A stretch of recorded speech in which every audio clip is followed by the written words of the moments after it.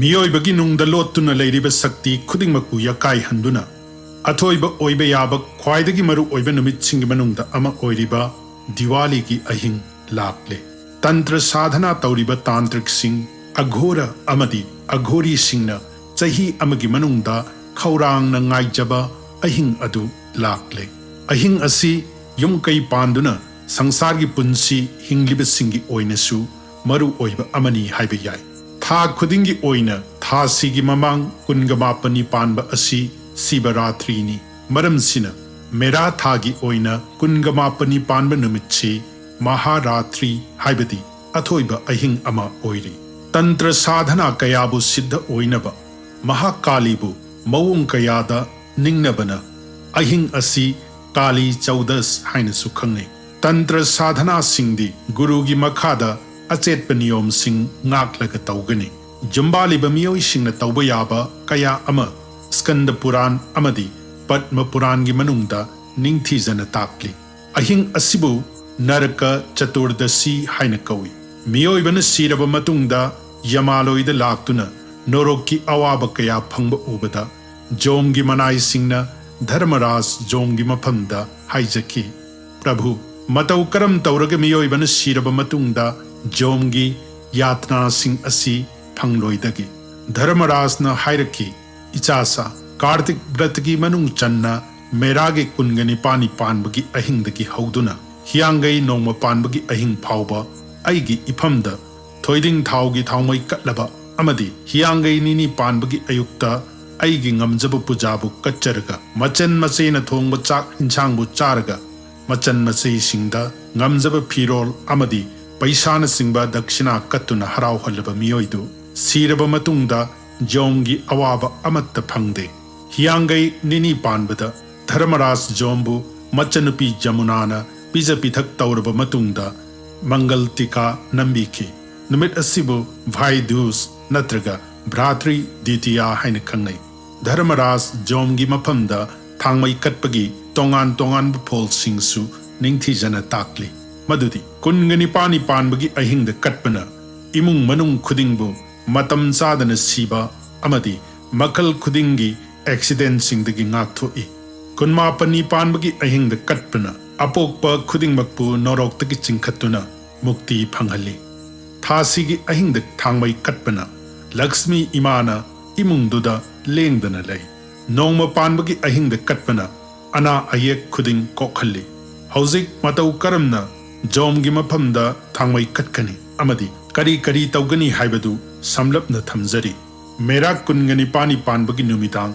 imungi mi khuding suna imungda leiraba matamda yumgi ahalna laibaki patrada thau ahingba hapdaga lasingna dosi oiba maikai mari chuba yaba thangmai ama semlaga yumgi mapanda makha thangba maikaida mai makha onduna leplaga katpigani hari bhakti bilas ki matung inadi thangmai asikatpa matamda lugun ye thangba lengbanda sigani takli thangmai gi mairi mari duna mai ising nungsit amadi leibak ki masak oiduna atiyaga punna tinaduna matik mangal laina nganduna leiba khudambu utle thangmai katnaba mantradi mrituna pasadandabhyam kalah shamalaya shaha त्रयोदश्याम दीपदानात् सूर्यजः प्रियतामिति शिथरक्पा तरागहुमदोइनि पानबदा थांगमई कच्चबसिना पेनबियुको हे नुमित की मचा खुत्ता पासदंद पाइदुना असीबगी मसक ओइरिबवो पेनबियु काल अमदि श्यामल कुनगमापनि पानबगी अहिंगदा अपोकप खुदिंगमकपु स्वर्ग यौहन्नबा जोंगी मफमदा चप मानना मई कटकनी मसिगी मथक्ता नुमित असिगी अहिंग अमदी दिवाली की अहिंगदा उल्कादान तौबगी चटनबी Larry अतियादा वांगना मई पाइहनबबु उल्कादान कवि मसी ngalingay matamdadi sebon saduna pangthoknarami hausikki matamdadi rocket na mahut chinkre haibiyai kungamapanni gi ahing asi maharatri ni numit asida akanba sadhana tawbusingna ahing tumdana lay ahing sida makal kayagi mantra sing sonjaba amadi sadhana kaya tawnai guru na piba mantra khuding ahing sida sonjaba yai gayatri mantra tantric mantra sing amadi mantra ama hekta gurudagi lauduna ahing sida sonjabada siddha oijai. Maram sina Diwali gi ahing singi manungda kunga mapani panbagi ahing asi khwaidagi maru oibani haiba yai. Ahing sida namit thokadaba pung ama makai watlingaida manung sangduna haksang sengdoklaba matungda haksang da thau ahing ba noiduna sin thungna taigani. Namit sida Lakshmi imana thaugi nungda aduga ising khuding makta Ganga imana lengsilli. Thau tairaba matung minute tara lairaga iru lujagani. Iru lujaba tangkhai chalakpada ishagi kokpu khujum pere masa amana yet oinana mantra amamam sonduna ahumlak koigani. Ishana taujaba yai natraga atopa mi amapu tawhallabasu yai. Masina ishada lairamba posem jadu amadi पाप Singh lion मांगहनगनी. मंत्रदी शीतलोनंच समायुक्ता सकंतक दलन्वेता हर पापम अपमार्ग भ्राम्यमानः पुनः पुनः. अर्थदी अशाब मगुन ओइबा मथोन नाइबा खुजुम पेरे नहाक्ति असुमन उंगदा पाप खुदिंग कोखनबनी. मसी लोइरगा अमुक हन्ना इरुलुजबा अदु लोइसिनगनी.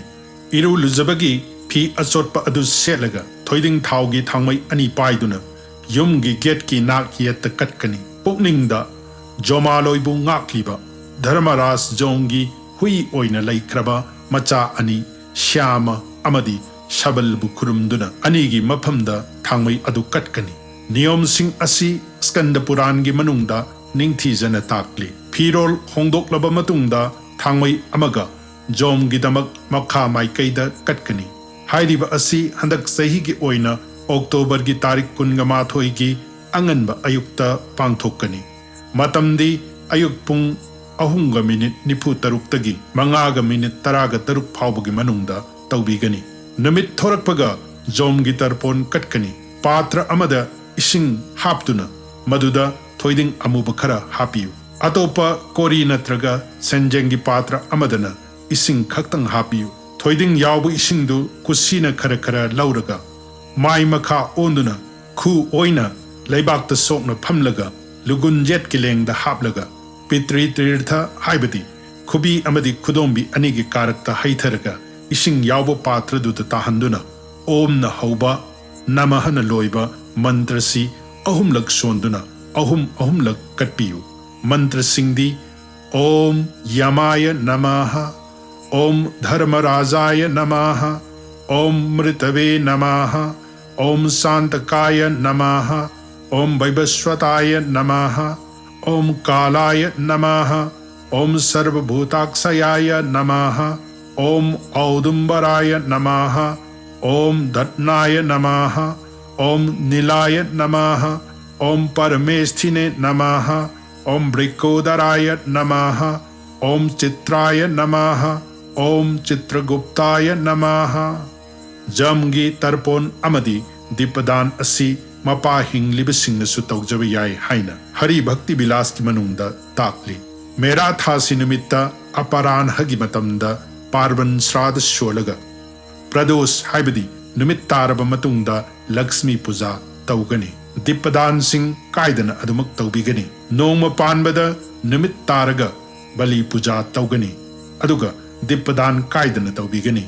मेराक कुनगमापन कुंथ्रा अमदी हियांगई नोंग पानबदा भगवान विष्णुना पृथ्वी असि दैत्यराज बलि की मफमद सिने. ममांगई बलिना भगवान बामन की मफमद पृथ्वी पुंब कटखी. मदुगी महैना हाइरिबा नुमित हुमनीसिदा बलिना पृथ्वी की मपु ओइजे.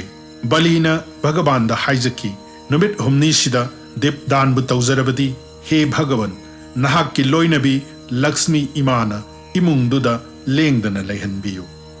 भगवान मदुमक पिनबीखी. दैतराज की थौजालदगी मियोइबना फंगलिबा पुण्य सिंह असिगिदमक महाकपु इकाई खुमनबा उत्तुना हियांगई नोंगमा पानबगी नुमिदांग वाइरमदा महाकी पूजा कटली. मथंगी वीडियोदा लक्ष्मी पूजा अमदी गोवर्धन पूजा की मरमदा नैने जगनी. मतम अदु फावबा ngai minnasi. Hare Krishna.